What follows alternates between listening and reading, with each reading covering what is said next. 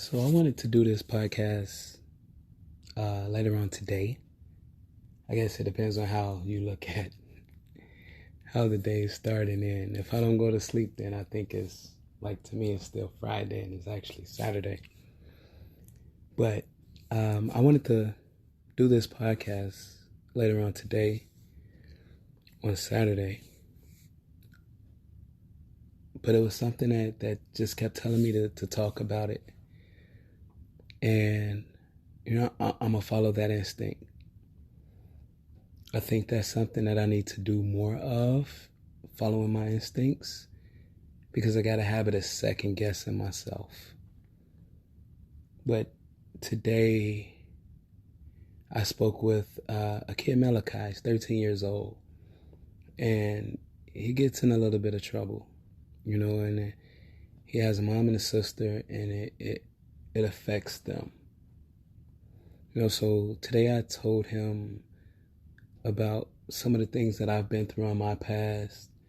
I spoke with him about some of the things that I know that I've done that made my mom feel horrible.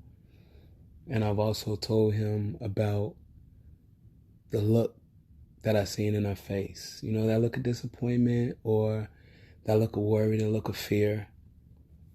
And I'm so thankful that I got to meet this kid, because kids that make the wrong decisions aren't always bad kids. We make bad decisions, and sometimes we maybe do bad things, but we're not always bad kids. And I say we because I have been to some of these places that this kid has been before. And I don't want him to go through some of the things that I went through before. So I talked to him, and we had a really good conversation, and sometimes you don't know the effect that you're having on other people when you're talking. And I asked him at the end, how was it? And his words were, "This was really good. Actually, I feel bad for you." And I didn't know why that came out of his mouth. And I asked him, "Why do you feel bad for me?" And he said, "Well, there's some things that I understand. There's some things that I don't understand. But no one should have to go through what you've been through." And he's right. That's true. But also, no mother should have to go through some of the things that I put my mother through. And I told him to, if he feel that way about me, to think about how his mother and his sister feels about him getting into trouble, or the things that he do. Now, one thing I don't think I've shared on my podcast was how bad my temper actually was. And I was telling him about it today because he has a bad temper. Now, my temper was horrible. Like, I had one of the worst tempers you could probably think of. So my temper was so bad that I've had blackout moments before. And I can't always recall what happened. And when people start to tell me about it, I start to get bits and pieces from what they say. And it starts to come back to me, and I shared with him about one time that was pretty stupid on my part. It was dangerous, and, it could have affected a lot of people because I lost my temper. And I didn't really remember what happened until people told me about it. And this situation, it just so happened that so many people were not really directly involved, but so many people were there, like, to see it. So when I say, like, it was so many people involved, that's what I mean. A lot of my family was there. My nieces, my nephews, they had their friends. My sisters, they had their friends. I had my friends. So it was a bunch of us there.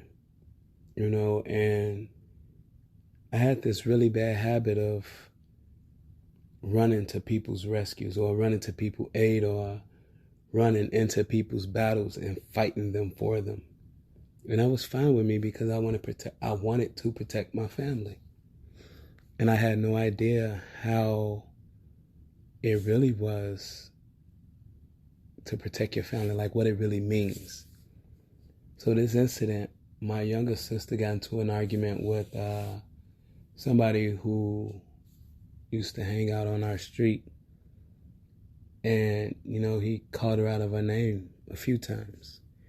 So me and this guy had a conversation and, we ended whatever happened between him and my sister and whatever me and him was just arguing about. And then his cousin comes out of the alley and me and him get into an argument. So, mind you, I am about maybe 16, 17, maybe. This guy had to be maybe 20 something. And that's just a guess, but I know he was older than I was. So, I'm ready to fight. He's talking, I'm talking, and I don't like to talk a lot. If it's a fight, it's a fight. If it's not, let's just go about our way. Let's go about our business, nothing to talk about. And I stuck to this for so long about not arguing and being action. This was before I learned that I could fight with my fists, but I can also fight with my words. And though that fight with those words doesn't have to be an argument. And recently it hasn't turned into one yet. But, me and the guy was arguing and I'm ready to fight. And we're standing maybe 10 feet apart. And the guy pulls the gun out on me. Right to my face. So I did the dumbest thing that you could think of. And if you're listening to this, think of a few things. And whatever you're thinking, the first one that pops in your head is probably what I did. I told him to shoot me. I kept pushing him to shoot me. I wasn't afraid of him. One thing I did remember was my sister, Nisha, picking me up and putting me on the sidewalk. And I broke loose. When she put me down, I ran right back into the street, right back at him. I said it again. Shoot me. I did this over and over and over again. And when I finally came to, I remember myself being in a room with my head in my hands and I was crying. So when I came to at that time, I didn't know what I was crying for. But I knew I had just lost my temper. That's the only thing that can make me lose time that way. I could have been killed in front of my whole family. My oldest son, Dannon, was there. That was the dumbest thing that I could have ever done. And I didn't learn from that at that time. If that guy would have pulled a trigger, I can't even imagine what my family would be going through to this day. And it's like 20 some years later. I couldn't imagine what they would be going through. So for Malachi to tell me he feel bad or he feels sorry for the things that I've gone through,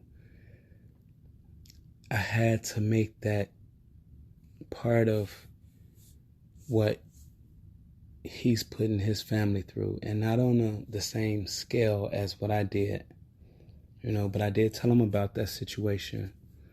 but it was to let him know the choices that we make and how it can affect the people that we love.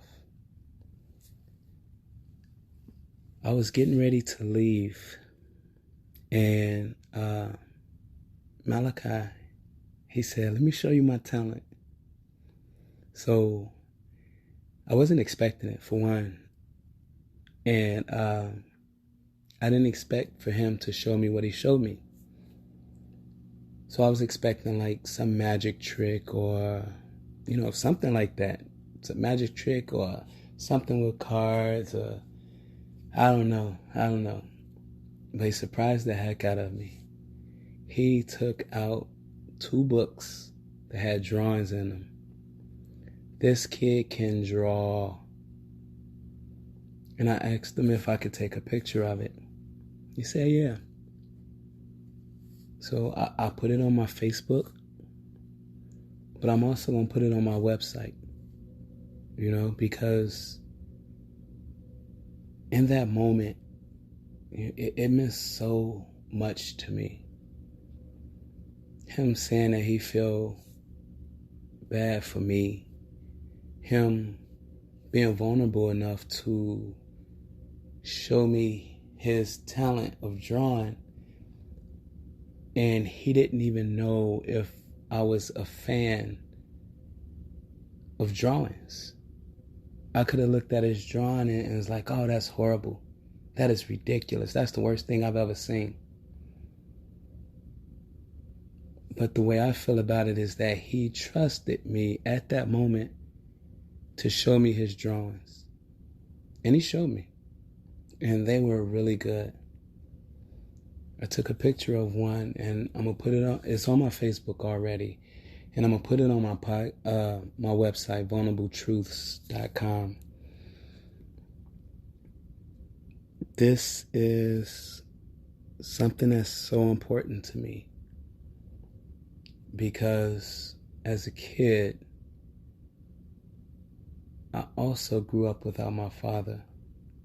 I always knew who my father was, but I saw him maybe a day or two, and then I didn't see him for years. And then I see him for a day or two, and then I wouldn't see him for years. Then I wouldn't see him. And I had gotten to a point where I missed him. I wanted him around, and I didn't have it. It made me jealous of people who had their fathers around. When I met my wife and I met her mom and her dad at the same time in the same house, coming out of the same room, to me that was so weird. Like it's crazy that I think that's weird. Well, I thought that was weird. But I loved it. I absolutely loved it. That was one of the most precious things I've ever seen in my life. And the way that my mother, the way that my wife feels about her mom and her dad is crazy. Both of them are God to her, or she sees them that way. She holds them on a pedestal that I've never seen anyone held on before. And I love that about her. Actually, after I do this, I'm going to talk about my wife because I think it deserves its own episode. But back to Malachi. He didn't seem like a bad kid. He didn't talk like a bad kid. He respected me when I was talking. He gave me honest answers. But like I said, just because kids make bad decisions, it doesn't mean that they're bad people. But how many of us are willing to do that work, to dig in, to see if that kid is a bad kid or not? I don't know how many people are willing to do it. But I'll tell you this thing. I am one of them. I am. I'm one of them. I was headed down a really bad place. And then when I stopped hanging out in the streets, I still held on to me protecting my family. When I moved to Minnesota, I still held on to that. I think when I moved here, I was maybe 25 years old. Yeah, I was 25. I still held that. It didn't matter who called, I ran. You didn't have to give me details. If I picked up the phone and I heard Dante somebody, the phone was hung up, I was in my car, and I was going. Now, the thing about this is, it's so unselfish of me to not think about what I'm running into, but it's more selfish for everybody else that's letting me run into these situations. And I had my kids. I had my wife. We wasn't married, but I had her. No one put what they should have put in front of them before whatever it was that was going on.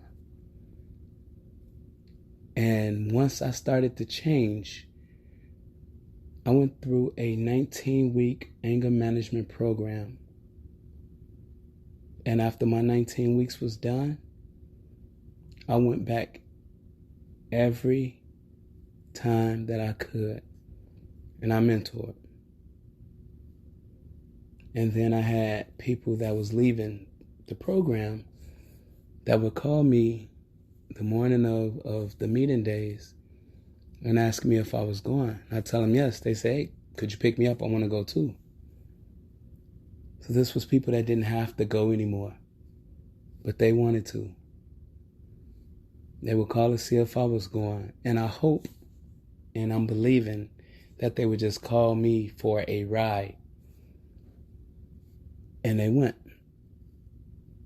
I remember at one point, it was 4 or 5 of us that didn't need to be there or didn't have to be there, that wasn't obligated to be there. That was there. That is the type of change I want to create in people. That is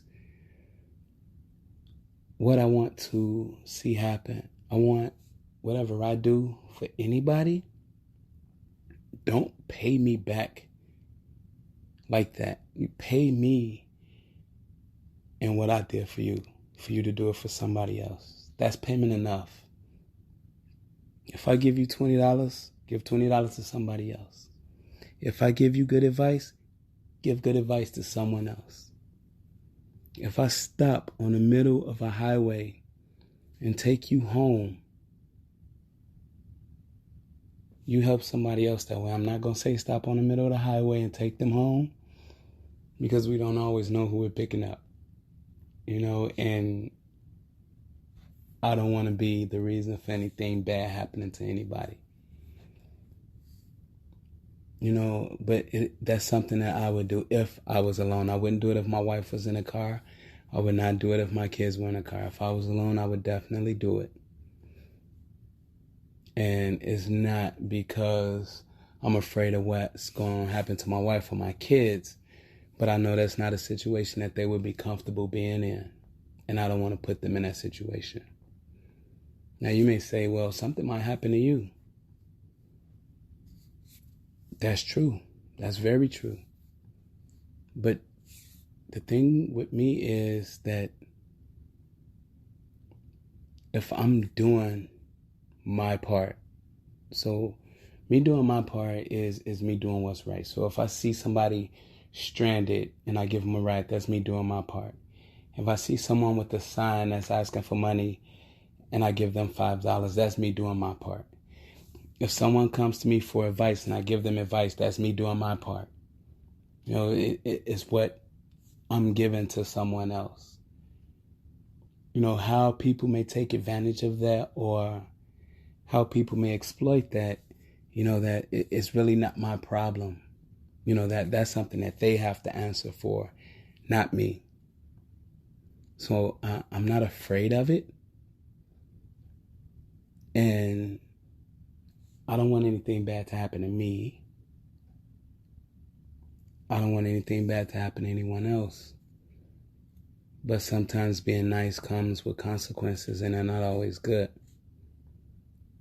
But I would rather be nice than to not help. Because I don't know how much of a need that person is actually in. And I'll never know unless I stop and see for myself. You know, I hope that someone else is willing to put everything into a situation like that just to make sure that, they're okay or they're not. But like I said, I don't want to focus on what could happen that might end up with something bad happening. I don't want to think about that. I don't want to focus on that. Because helping is good. And I don't help people for something to come back to me. I help out people because I'm attached to that. I love the fact that my life experiences can help someone. And I think with Malachi, it'll be good for him to ask me questions and, me break down some of the things that I've told him that he doesn't understand. I'm confident that I can get him off the path that he's on and onto a better one. One thing that I do know is that he loves his mother and his sister. I can always see that in anyone's eyes. And one thing I asked him that I want him to think about was, how would you feel if something happened to your mother or your sister? Or how would you feel if somebody on the streets did something to your mother or your sister? And I can tell, like, that question annoyed him. It upset him. And it should. Because as a 13-year-old kid, none of us, a 13-year-old boy, all boys at 13 want to protect their sisters and their mother. All of us. And I could see it in his eyes that when I asked him that question, his protection for them was about to come out. And that's fine. That's fine. That's what I wanted to see, but I want him to see that. Because it's him that'll have to make the changes to stop doing some of the things that he's doing. And, I'll keep working with him. I'll keep speaking with him. He has my number. And, I'm looking forward to that first conversation, the confusion that he has, that I'm praying that I'll be able to shed some light on.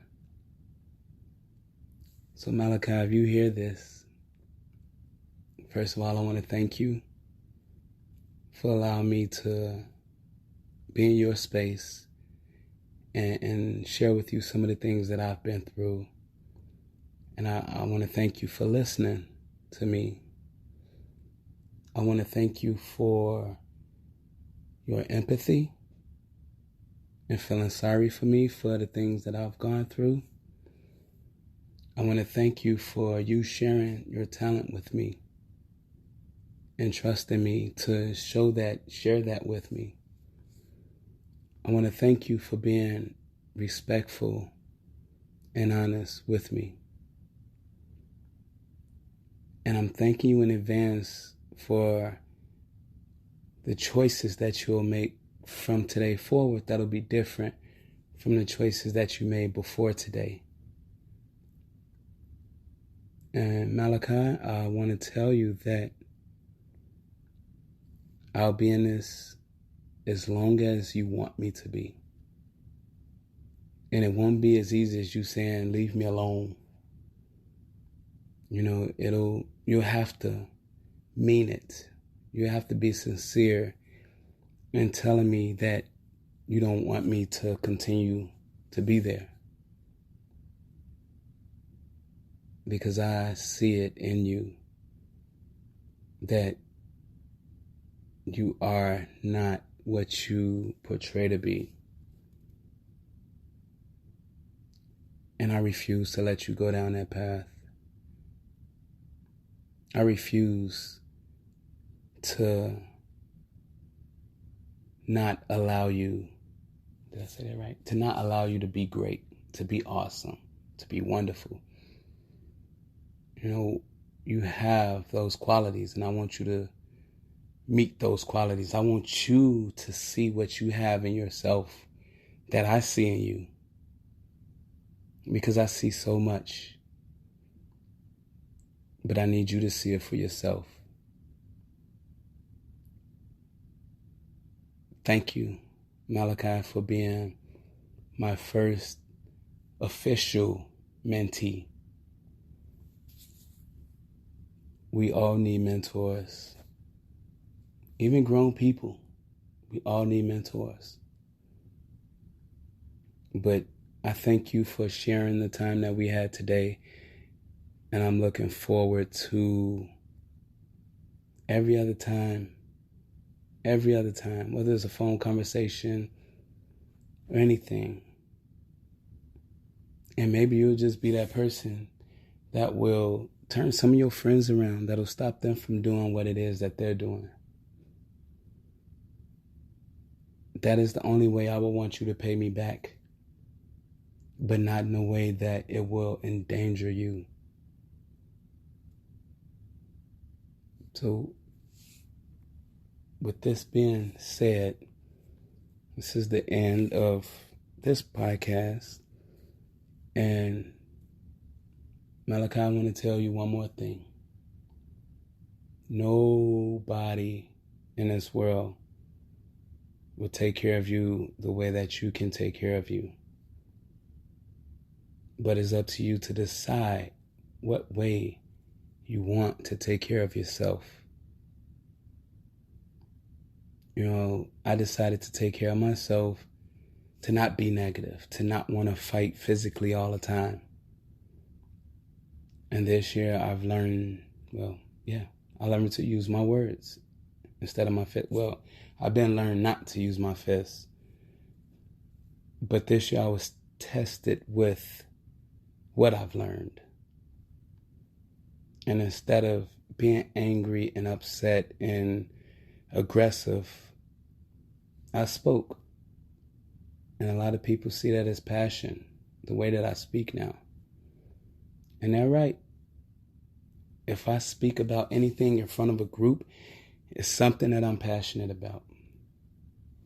If I speak to someone one-on-one that's having issues with anything, I'm only speaking from a place of passion and experience. I won't talk about anything that I've never been through. If you need advice, I won't do it, because I know how it feels for someone to try to give you advice with a situation they have never been through before. And I'll never do that to anybody. We can try and work through it together, and we'll be growing together. We'll both learn things and figure it out together. The more things you go through and the more things that you learn, the more hurt you go through, the more pain, everything that you go through is something in it to be learned. So don't always look at things like it's a bad thing. Find the good in it. And it may be something so small, but find it. Do that work. Find it. It's important. Once you can do that, once you can find those really small things in something so huge that's negative, you're changing your mind frame. You're starting to do the work. And that's actually probably halfway into it. Because once you get to that point, you're already seeing things naturally in a positive way. You're going to search for the things that don't seem that there's anything positive in it. And you searching for it and doing the work to pick it out. So Malachi, this podcast is for you, and I hope you hear it. I know you'll hear it. If no one plays it for you, I'll play it for you. But I'm looking forward to many more conversations, and I'm looking forward to the man that you're growing to be and how successful you will be, because I know you will be. You know, I'm looking forward to the relationships that'll grow from here because of you, and I know that you'll grow some awesome relationships. I see so much potential in you, and I know you'll live up to it. And I am going to help you every step of the way. So, hey, if you're not Malachi and you're listening to this podcast, if you know someone like this, or if you are a teenager or a young adult, if you can resonate with anything that's being said today, please take my words and listen to them and understand them and start to make that change. Start to turn that corner. It's so important. You know, I have come in close encounters with death on my own 5 times, and with someone else maybe at least 10 times. So I've had a lot of run-ins with close encounters with death, and I'm 37 today. My life has been a blessing. Everything that I've been through, my depression, me falling 30 feet off a ladder and getting PTSD from it, and then starting to have anxiety attacks. Everything that I've been through is a blessing. It has led me to this point where I am today. And Malachi, everything that I've been through in my life led me to be able to speak to you today. And I thank God for that. And I know that this is something that I'm supposed to be doing because I care about it so much.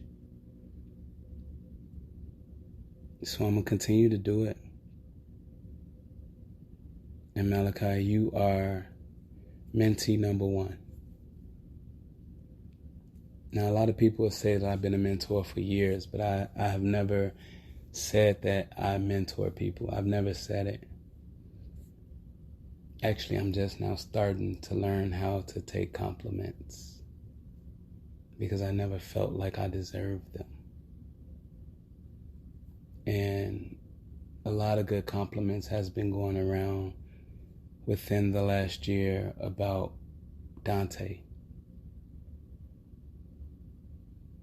So I'm not reflecting those or giving someone else those compliments. I'm accepting them because that's how people feel about me. And it's not about how they feel about someone else. You know, but I was so ashamed and felt like I never deserved the good things that people call me, that I would always say, if you told me I was a good person, I would say, hey, well, we all good people.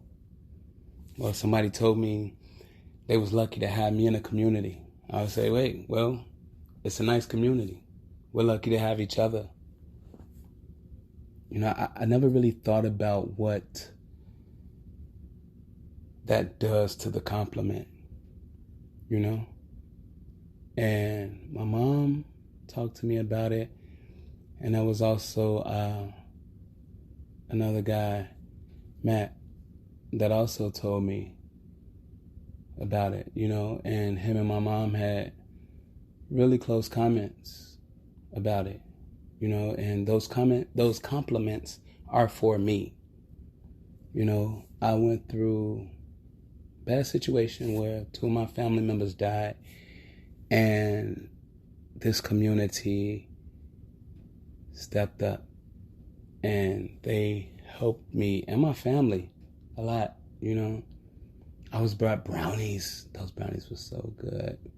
They were those brownies were so good. But I also had a case of water, you know, chips. You know, they raised money for me. You know, I may do 3 podcasts today, this morning, because it's supposed to be Malachi, and I'm not going to make it about myself. So, yeah, I'll be back in just a bit. But Malachi, thank you. And I'm here, man. Call me, text me, reach out to me any way that you can. If you need me, like, whenever it is, let's figure it out. Let's get through it. Let's achieve greatness, you know? I got your back. I'm with you. And, you know, I'm here for you, really. So I'm looking forward to it, Malachi. You know, I'll talk to you soon. And, hey, the rest of the world, this is something that we all need to do. This is work that needs to be done. This needs to be done. Too many times we allow kids to go down the same path that we went through, and we don't stop them. We don't try and change it. We don't do anything about it. It's time to stop that. It's time to change that narrative. It's time to let these kids be what they can be. And we got to stop watching them go down the wrong path. We got to stop watching them do the wrong things. Let's cut that out. Let's cut that out. Stop it. We need to be there as much as we can. Not just for our kids, but for everybody's kids. You know, let's want someone to be there for our kids. But let's be that example. All right, y'all. Thank you for listening. And yeah, I'll talk to you in just a little bit.